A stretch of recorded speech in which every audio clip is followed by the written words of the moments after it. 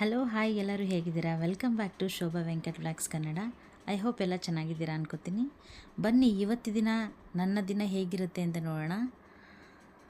ಯೋಗ ಆಯಿತು, ಧ್ಯಾನ ಆಯಿತು, ಹಾಗೆ ಸ್ವಲ್ಪ ನನ್ನ ಪುಟಾಣಿ ಫಿಶ್ಗಳೆಲ್ಲ ಏನು ಮಾಡ್ತಾ ಇದೆ ಆ ತುಂಟಾಟ ನೋಡೋಣ ಅಂತ ಬಂದು ಕೂತಿದ್ದೀನಿ. ಸ್ವಲ್ಪ ಹೊತ್ತು ಮೈಂಡ್ ತುಂಬ ರಿಲ್ಯಾಕ್ಸ್ ಅನಿಸುತ್ತೆ, ನೋಡ್ತಾ ಇದ್ರೆ ನೋಡಬೇಕು ಅನಿಸುತ್ತೆ. ಬಟ್ ಆದರೂ ಏನು ಮಾಡೋದು, ನಮ್ಮ ದಿನ ಮಾಡೋವಂಥ ಕೆಲಸಗಳು ಇದ್ದೇ ಇರುತ್ತಲ್ಲ.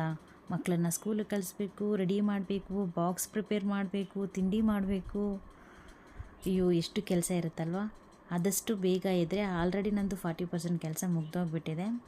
ಸೊ ನನ್ನ ಮಾರ್ನಿಂಗ್ ಹೆಲ್ತ್ ಡ್ರಿಂಕ್ ಒಂದು ಬಾಕಿ ಇದೆ.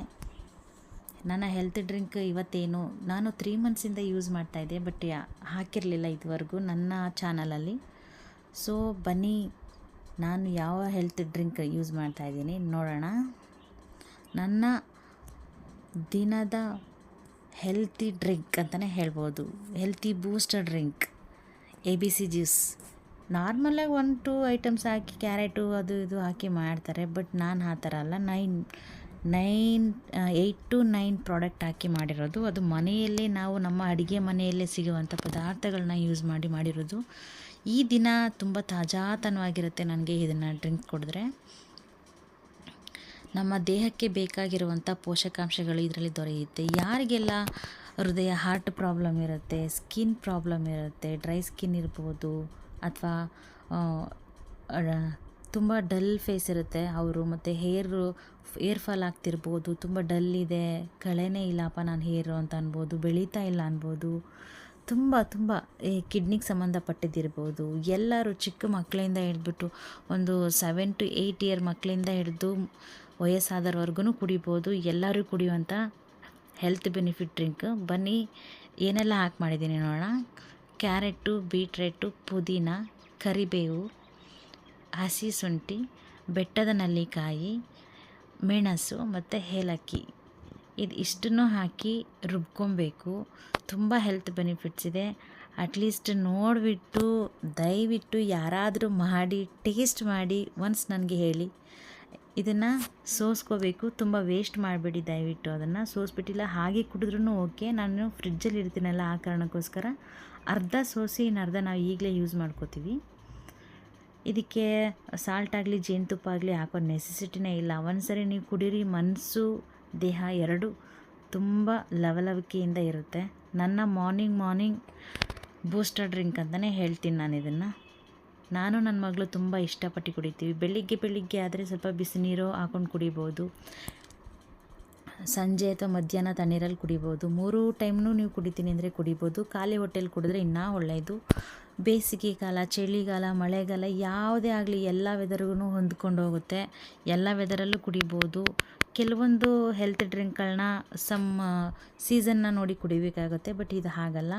ತುಂಬಾ ಹೆಲ್ತಿ ಬೆನಿಫಿಟ್ ಇದೆ. ಕುಡ್ದು ನೋಡಿ, ನೀವು ಮಾಡಿ ನೋಡಿ, ನನಗೆ ಕಾಮೆಂಟ್ ಮಾಡಿ ಹೇಗಿತ್ತು ಏನು ಅಂತ.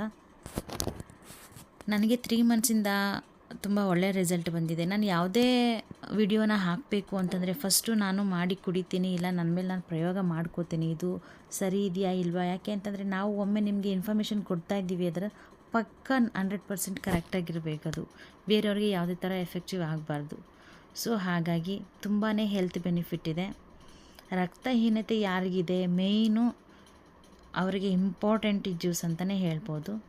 ಇದನ್ನು ಮಾಡಿ ಫ್ರಿಜ್ಜಲ್ಲಿ ಇಟ್ಬಿಟ್ರೆ ಸಾಕು, ಅದು ಐಸ್ ಥರ ಆಗುತ್ತೆ. ಅದನ್ನು ಮಾರ್ನಿಂಗ್ ಅಥವಾ ಆಫ್ಟರ್ನೂನ್, ಈವ್ನಿಂಗ್ ಯಾವಾಗ ಬೇಕಾದ್ರೂ ತೊಗೋಬೋದು. ಹಾಕೋತೀನಿ ಅಂದರೆ ಕೆಲವರು ಜೇನುತುಪ್ಪದ ಜೊತೆ ತೊಗೋಬೋದು. ನಾನು ಹಾಗೆ ಕುಡಿತೀನಿ.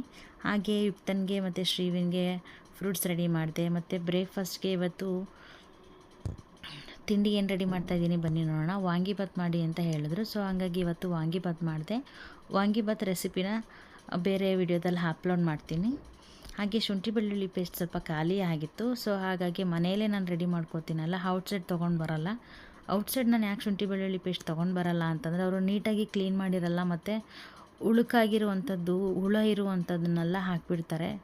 ಸೊ ಹಂಗಾಗಿ ನಾನು ಹೊರಗಡೆಯಿಂದ ತರೋದು ತುಂಬ ಅವಾಯ್ಡ್ ಮಾಡ್ತೀನಿ. ಮನೆಯಲ್ಲೇ ಸೊ ಈಸಿ ಸ್ಟೆಪ್ಸ್ ಅಲ್ವಾ, ಇಷ್ಟೇ. ಬಿಡಿಸ್ಕೊಂಡಿರುವಂಥ ಬೆಳ್ಳುಳ್ಳಿ, ಸ್ವಲ್ಪ ನೀಟಾಗಿ ಕ್ಲೀನ್ ಮಾಡಿ ಸಿಪ್ಪೆಯಿಂದ ತೆಗೆದಿರುವಂಥದ್ದು, ಶುಂಠಿ, ಸ್ವಲ್ಪ ಉಪ್ಪು ಮತ್ತು ಅರಿಶಿಣ ಹಾಕೋತೀನಿ. ಉಪ್ಪು ಮತ್ತು ಅರಿಶಿಣ ಏನಕ್ಕೆ ಹಾಕೋತೀನಿ ಅಂತಂದರೆ ಅಟ್ಲೀಸ್ಟ್ ಅದು ಫ್ರಿಜ್ಜಲ್ಲದೆ ಔಟ್ಸೈಡ್ ಇಟ್ಟರೂ ಕೂಡ ಒಂದು 15ರಿಂದ 20 ದಿನ ಆರಾಮಾಗಿ ಇಡ್ಬೋದು. ಸೊ ಹಾಗಾಗಿ ಅರಿಶಿಣ ಮತ್ತು ಸಾಲ್ಟ್ ಹಾಕಿ ಇಡ್ತಾಯಿದ್ದೀನಿ. ಇದೆರಡನ್ನೂ ರುಬ್ಕೊತೀನಿ. ನಿಮಗೆ ಜಾಸ್ತಿ ಕ್ವಾಂಟಿಟಿ ಇದೆ ಅಂದರೆ ಫಸ್ಟು ಶುಂಠಿ ಹಾಕ್ಕೊಂಡು ರುಬ್ಕೊಳ್ಳಿ, ಆಮೇಲೆ ಬೆಳ್ಳುಳ್ಳಿ ಹಾಕ್ಕೊಂಡು ರುಬ್ಕೋಬೋದು. ನಾನು ಕ್ವಾಂಟಿಟಿ ಕಮ್ಮಿ ಹಾಕೋತಾ ಇದ್ದೀನಲ್ಲ, ಸೊ ಹಾಗಾಗಿ ಎರಡನ್ನೂ ಒಂದೇ ಸಾರಿ ಹಾಕ್ಕೊಂಡು ರುಬ್ಕೋತಾ ಇದ್ದೀನಿ. ಶುಂಠಿ ಸ್ವಲ್ಪ ಜಾಸ್ತಿ ಇರಬೇಕು, ಬೆಳ್ಳುಳ್ಳಿ ಸ್ವಲ್ಪ ಕಮ್ಮಿ ಇರಬೇಕು.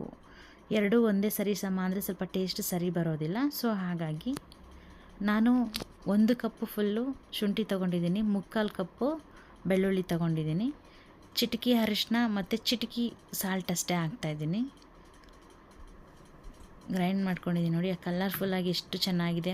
ಅದು ನೀರು ಹಾಕ್ಬಾರ್ದು, ಸೊ ಹಾಗೇ ಇದು ಮಾಡಿಕೊಂಡ್ರೆ ಎಷ್ಟು ತಿಕ್ನೆಸ್ ಎಷ್ಟು ಚೆನ್ನಾಗಿದೆ ನೋಡಿ. ಘಮ ಘಮ ಅಂತ ಇದೆ, ತುಂಬ ಚೆನ್ನಾಗಿದೆ. ಆಲ್ಮೋಸ್ಟ್ ಮನೆಯಲ್ಲೇ ಟ್ರೈ ಮಾಡಿ. ನಾನು ಆಲ್ಮೋಸ್ಟು ಮನೆಯಲ್ಲೇ ಮಾಡ್ಕೊಳ್ಳೋದ್ರಿಂದ ಎಲ್ಲ ರೆಸಿಪಿಗೆ ನಮ್ಮ ಮನೇಲಿ ಚಿಕನ್ ಜಾಸ್ತಿ ಮಾಡ್ತಿರ್ತೀವಿ, ಮಟನ್ ತಿನ್ನೋದಿಲ್ಲ ನಮ್ಮ ಮನೆಯವರು. ಸೊ ಹಂಗಾಗಿ ಮಟನ್ ಮಾಡಲ್ಲ. ಸೊ ನಾರ್ಮಲ್ ಪಲಾವ್ಗಿರ್ಬೋದು, ಬೇರೆ ಬೇರೆ ಐಟಮ್ಸ್ಗಳೆಲ್ಲ ಯಾವುದಕ್ಕೆಲ್ಲ ಯೂಸ್ ಮಾಡ್ತೀವಿ, ಸೊ ಅದನ್ನೆಲ್ಲ ಆಗುತ್ತೆ ನೋಡಿ. ನನ್ನದ್ರಲ್ಲಿ ಇದು ನೆಸ್ಕೆಫಿ ಬಾಟಲಲ್ಲಿ ನಾನು ಹಾಕಿಟ್ಕೊಂಡಿದ್ದೀನಿ. ಅದರಲ್ಲಿ 3/4 ಬಾಟಲ್ ಆಗಿದೆ, ತುಂಬ ಚೆನ್ನಾಗಿದೆ. ನೀರೇನು ಬಿಟ್ಕೊಳ್ಳಲ್ಲ. ತುಂಬ ಸಾಲ್ಟ್ ಜಾಸ್ತಿ ಆದಾಗ ಅಷ್ಟೇ ನೀರು ಬಿಟ್ಕೊಳ್ಳೋ ಚಾನ್ಸಸ್ ಇರುತ್ತೆ.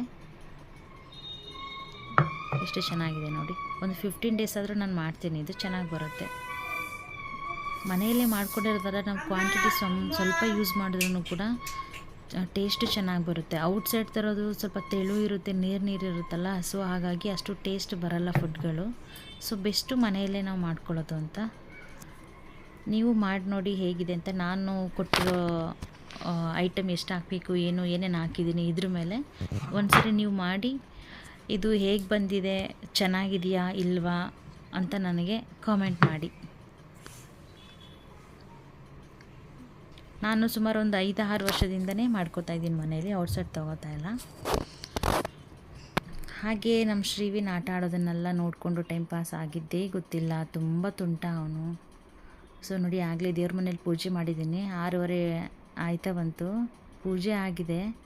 ಅಲ್ಲಿಟ್ಟಿರೋ ಹಣ್ಣುಗಳನ್ನ ಒಂದೂ ಬಿಡ್ತಿಲ್ಲ, ಎಲ್ಲ ತೊಗೊಳ್ಳೋದು, ತಿನ್ಕೊಂಡು ಬರೋದು, ಕೆಳಗಡೆ ಬಿಸಾಕ್ಬಿಡೋದು, ತುಂಬ ಹಾಳು ಮಾಡ್ದಂಗೆಲ್ಲ ಮಾಡ್ತಾನೆ. ಹೇಳಿದ್ರೆ ಇನ್ನು ಚಿಕ್ಕ ವಯಸ್ಸಲ್ವ, ಅರ್ಥ ಮಾಡ್ಕೊಳಕ್ಕಾಗಲ್ಲ ಅವನಿಗೆ. ನಾನು ಸುಮ್ಮನೆ ಬಿಡ್ತೀನಿ. ಅವ್ನು ತುಂಟಾಟ ನೋಡ್ಕೊಂಡು ನಾನು ಎಂಜಾಯ್ ಮಾಡ್ತಿರ್ತೀನಿ, ಏನು ಮಾಡ್ತಿರ್ತಾನೆ ಅಂತ. ಅವನಿಗೆ ಟೀತ್ ಪ್ರಾಬ್ಲಮ್ ಆಗಿತ್ತು ಅಂತ ಹೇಳಿದ್ನಲ್ಲ, ಸೊ ಹಂಗಾಗಿ ಅವನು ನೀಟಾಗಿ ನಾವೆಲ್ಲ ತಿನ್ನೋ ರೀತಿ ತಿನ್ನೋಕ್ಕಾಗಲ್ಲ, ಸೈಡಲ್ಲೇ ತಿಂತಾನೆ. ನಾನು ಕೇಳ್ತಾ ಇದ್ದೀನಿ, ದೇವರಿಗೆ ಹೇಳ್ತೀನಿ ನೀನು ಎತ್ಕೊಂಡು ತಿಂತಿರೋದು, ದೇವರಿಗೆ ಗೊತ್ತಾದರೆ ಮಾಮಿಗೆ ಪನಿಷ್ ಮಾಡ್ತಾರೆ ಅಂತ. ಅವನು ಶ್ರೀ ಗುರು ರಾಘವೇಂದ್ರ ಸ್ವಾಮಿಗಳನ್ನ ತಾತ ಅಂತ ಕರೀತಾನೆ. ಅಲ್ಲಿಂದ ಎತ್ಕೊಂಡಿರೋದಕ್ಕೆ ಹೇಳ್ತಾ ಇದ್ದೀನಿ. ಅವನೇ ಹೇಳ್ತಾನೆ, ಇಲ್ಲ ತಾತಂಗೆ ಹೇಳಬೇಡ, ನೋ ಹೊಡಿತೀನಿ ನಿನಗೆ, ಇಶ್ ಅಂತ ನನಗೆ ಮಾಡ್ತಿದ್ದಾನೆ ಅವನು. ಟೈಮ್ ನನ್ನ ಬಗ್ಗೆ ಹೋಗಿ ಅವ್ರ ಹತ್ರ ಕಂಪ್ಲೇಂಟ್ ಮಾಡ್ತಾನೆ, ಫೋಟೋ ಮುಂದೆ ನಿಂತ್ಕೊಂಡು ತಾತ ಬನ್ನಿ ಅಂತ ಕರೀತಾನೆ. ಅವ್ನು ಪೂಜೆ ಮಾಡೋದೆಲ್ಲ ನೋಡಿದ್ರೆ ಖುಷಿನೇ ಆಗುತ್ತೆ ನನಗೆ. ಟೈಮ್ ಪಾಸ್ ಆಗೋದೇ ಗೊತ್ತಾಗಲ್ಲ. ಅಷ್ಟರಲ್ಲಿ ಊರಿಂದ ನನಗೊಂದು ಫೋನ್ ಬಂತು, ಹಸು ಕರು ಹಾಕಿದೆ, ಬಟ್ ಹೊಟ್ಟೆಯಲ್ಲೇ ಕರು ಸತ್ತೋಗಿದೆ ಅಂತ. ನನಗೆ ತುಂಬ ಬೇಜಾರಾಯಿತು. ನಾನು ಸಂಕ್ರಾಂತಿ ವ್ಲಾಗಲ್ಲಿ ಹಾಕಿದ್ದೀನಲ್ಲ ಗೌರಿ ಹಸು ಅಂತ, ಅದು ಪಾಪ ಹಿಂಗೆ ಬೇಜಾರಾಗೋಯ್ತು. ಏನು ಮಾಡೋಕ್ಕೂ ಇಂಟ್ರೆಸ್ಟೇ ಇಲ್ಲ ನನಗೆ ಇವತ್ತು. ಸೊ ಫೈನಲಿ ಮಕ್ಕಳು ರಾತ್ರಿ ಆಗೋಯ್ತು, ಏನಾದರೂ ತಿನ್ನೋಕ್ಕೆ ಕೊಡಮ್ಮ ಅನ್ನೋದಕ್ಕೆ ಎಗ್ ರೈಸ್ ಮಾಡಿಕೊಟ್ಟೆ. ಈ ವಿಡಿಯೋನು ಕೂಡ ಇನ್ನೊಂದು ಎಪಿಸೋಡಲ್ಲಿ ನಾನು ಹಾಕ್ತೀನಿ. ಯಾರಿಗೆಲ್ಲ ಎಪಿಸೋಡ್ ಇಷ್ಟ ಆಗಿದೆ ದಯವಿಟ್ಟು ಸಬ್ಸ್ಕ್ರೈಬ್ ಮಾಡಿ. Thank you for watching.